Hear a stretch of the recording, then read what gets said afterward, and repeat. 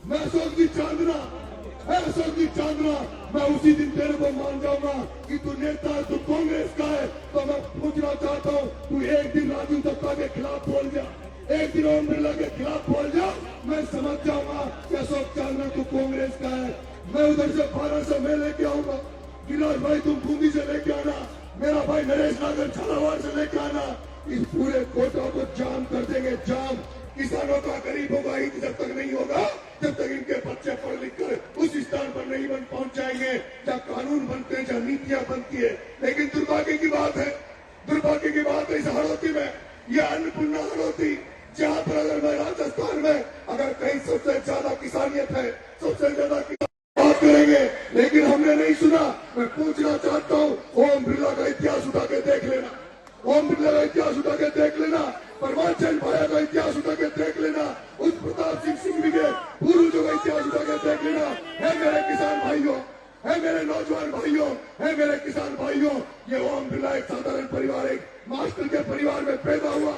लेकिन ऐसा क्या कारण है कि उस ओम बिरला के 2-4 बीघा का काला खेत बन जाता है। उस ओम बिरला जो 3000 झालिका बनाने के बाद 3000 गौशाला के नाम पर किसानों की जमीनों पर ऐसा क्या कारण है, ऐसा क्या कारण है? वो प्रमोशन भया जो एक किर्लोस्कर की एजेंसी लगाकर एक किर्लोस्कर के पंप बेचता था, वो आज वो पंप बेचने वाला प्रमोशन भया आज 100 करोड़ रुपए चुनाव में वोटों के लिए बांट रहा है। लेकिन ऐसा क्या कारण है? वो लोग आज लाख करोड़ के हो गए, 70 हजार करोड़ के हो गए, उनकी फैक्ट्रियां खुल गई, उनके संपत्ति वाले हो गए। लेकिन मेरा किसान भाई आज भी जो जिस दुर्दशा में बैठा है, जो अव्यवस्था में बैठा है, आज भी यहाँ का किसान हर दिन परेशान है। झालिका बनाना के आसपास मैंने देखा है, जहाँ उसने कब्जा कर लिया, वहाँ किसानों के लिए पीने का पानी नहीं, किसानों के खेत प्यासे मर रहे, और ओम बिरला के 3000 बीघा जमीन में पूरा 167 करोड़ की पेयजल का पानी जा रहा है। क्या ओम बिरला तेरे को यह नहीं दिखता? जितना ओम बिरला तू लोकसभा में बैठकर, जितना तू अभी आजकल तो ओम बिरला और इन सारी चोकरी जो बैठी है, इनका एक ही काम है, कैसे नरेश मीणा को सलाखों के पीछे डाल दे, कैसे नरेश मीणा को जेल में डाल दे। है ओम बिरला, है ओम बिरला, है ओम बिरला। नरेश मीणा को सलाखों में जेल में डालने के बाद भी गिरिराज गौतम तो लड़ता रहेगा, नरेश ठाकर तो लड़ता रहेगा, हर घर में किसानों के बच्चे, अब हर घर में किसानों के बच्चे तुमसे सवाल पूछने लग गए। अब ये किसानों के बेटे पूछ रहे कि ओम बिरला तेरे पर जो दबाव बना, तेरे पर जो दबाव बना, तूने एयरपोर्ट तो लेके आ गया, लेकिन उस एयरपोर्ट में जो एयरपोर्ट बन रहा है उसमें कितने किसानों के बच्चों की जेसीबी चल रही है, कितने किसानों के बच्चों के डंपर चल रहे हैं, उसमें वो गिट्टी किसकी आ रही है, कौन क्रेशर है, किनका क्रेशर किनके अंडर में, किनमें से उनके गिट्टी आ रही है। मेरे किसान भाइयों, आपको समझने की जरूरत है, आपको चेतने की जरूरत है। जिस तरह से आज आपने गिरिराज गौतम और मेरे युवा नौजवान भाइयों के नेतृत्व में आज ये शुगर मिल को चालू कराने की जो ताकत आपने दिखाई है, और जब नरेश मीणा यहाँ आ गया, नरेश मीणा इस कार्यक्रम में आया है, तो ओम बिरला को तो समझ में आ गया होगा कि आने वाला चुनाव शुगर मिल के मुद्दे पर होगा। अगर शुगर मिल चालू नहीं हुई तो ओम बिरला ये भी समझ लेना कि केशव राय पाटन और आसपास का जो एरिया है उसमें तो तुम्हारे नाम पर एक तबकी नहीं लगेगी, तुम्हारे नाम पर एक तबकी लगेगी। मेरा भाई गौतम कह रहा था, मेरा भाई गिरिराज कह रहा था, ये नॉन पॉलिटिकल कार्यक्रम है, ये गैर राजनीतिक कार्यक्रम था, ये केवल किसानों का कार्यक्रम था, इसमें केवल किसानों का आह्वान किया था, हमने आह्वान किया था वो सारे नेता बिना किसी तरगत के इसमें शामिल हो जो किसानों के हितैषी हैं। लेकिन दुर्भाग्य की बात है, वो सीएल प्रेमी, वो रिजर्व कोटे में जो एमएलए बन गया, जिसको नरेश मीणा को हराने के लिए उसके पास समय था, लेकिन उसके पास यहाँ आने का टाइम नहीं था। वो दूसरा हिंदोली वाला एमएलए, वो हिंदोली वाला एमएलए, वो हिंदोली वाला एमएलए, वो हिंदोली वाला एमएलए, वो हिंदोली वाला एमएलए कह रहा था, वो हिंदोली वाला एमएलए उताने कह रहा था कि नरेश मीणा समरावता में मरवाया, नरेश मीणा छपड़ा नहीं गया। अरे हिंदोली के एमएलए मैं तेरे से कहना चाहता हूँ, नरेश मीणा तो जब देवली यूनिवर्सिटी चुनाव लड़ा उसके 9 महीने तक उसके बाद जेल में रहा। नरेश मीणा को तो धन्यवाद देने को भी टाइम नहीं मिला, लेकिन चांदना तेरी क्या मजबूरी है? तू अमृला के खिलाफ क्यों नहीं बोलता? तू अमृला से कैसी तेरी साठ गांठ है तो तू एक सकली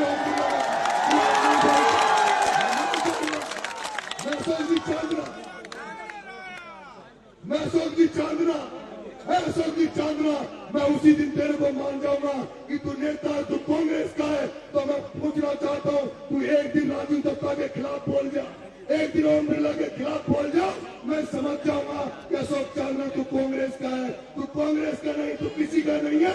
तू तो आजकल ओम बिरला और दत्ता से सेटिंग करके और अपनी खुद की दुकान चला रहा है। मेरे किसान भाइयों, मेरे नौजवान भाइयों, मेरे भाई गौतम को कहा था, मेरे भाई गिरिराज को कहा था, गिरिराज भाई ब्लू प्रिंट बना लो, सारे किसान नेताओं को एक साथ कर लो, जिनके अंदर किसान का खून है, जिनके अंदर किसानियत है, उन सबको इकट्ठा कर लो और एक दिन इस कोटा को जाम करेंगे। मैं उधर से 12 से मैं लेके आऊंगा, गिरिराज भाई तुम बूंदी से लेके आना, मेरा भाई नरेश नागर झालावाड़ से लेके आना, इस पूरे कोटा को जाम कर देंगे, जाम। जैसे पंजाब हरियाणा के किसानों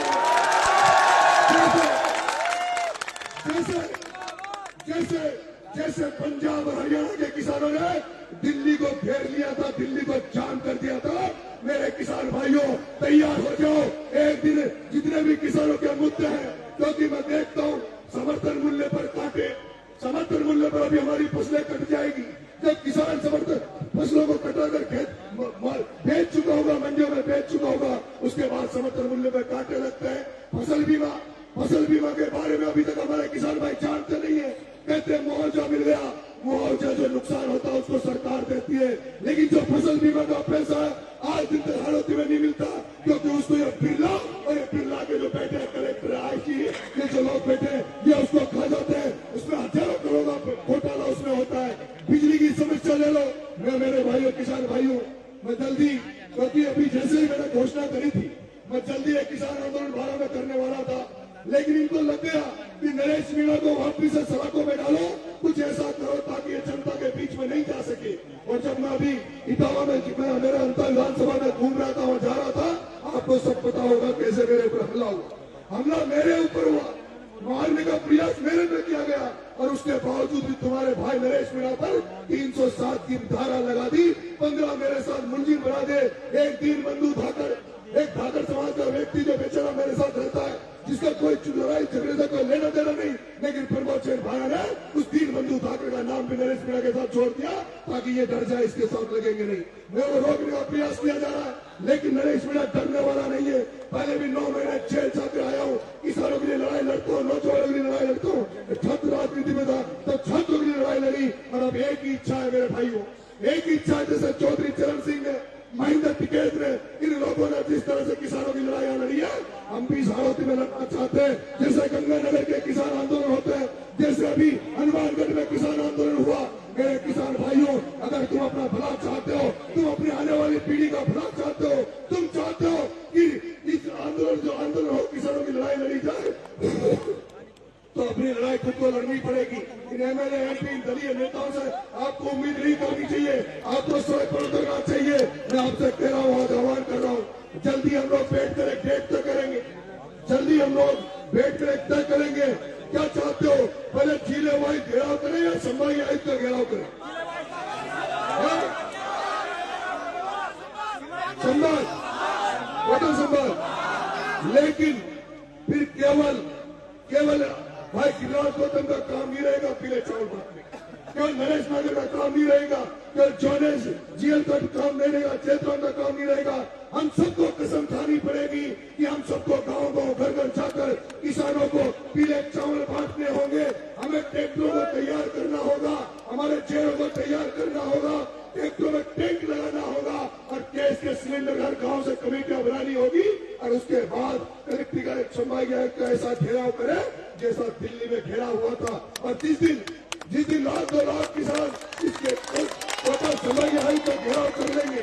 और मैं आपसे निवेदन करूंगा, आज लोकसभा स्पीकर सेक्शन है, लोकसभा स्पीकर जितना ध्यान नरेश मीणा को उठाने में लगा रहा है, जितना ध्यान मुझे जेल में डलवाने में वो ध्यान लगा रहा है, जितनी वो दिन भर ओम बिरला की मीटिंग है, ओम बिरला केवल एक ही बात की मीटिंग करता है आजकल, कि नरेश मीणा का कैसे ताबीज भरा जाए, कैसे इसको जेल में डाला जाए। ओम बिरला जी मुझे तो जेल में डाल देना कोई फर्क नहीं पड़ता, मैं तो 13-14 बार पहले जाके आ गया, फिर चला जाऊंगा, क्या फर्क पड़ेगा। लेकिन ओम बिरला जी जितना तुम ध्यान नरेश मीणा को जेल भेजने में लगा रहे हो, उतना ध्यान इस शुगर मिल पर लगा देना, नहीं तो तुम्हारा भी गोल गरबा हो जाएगा।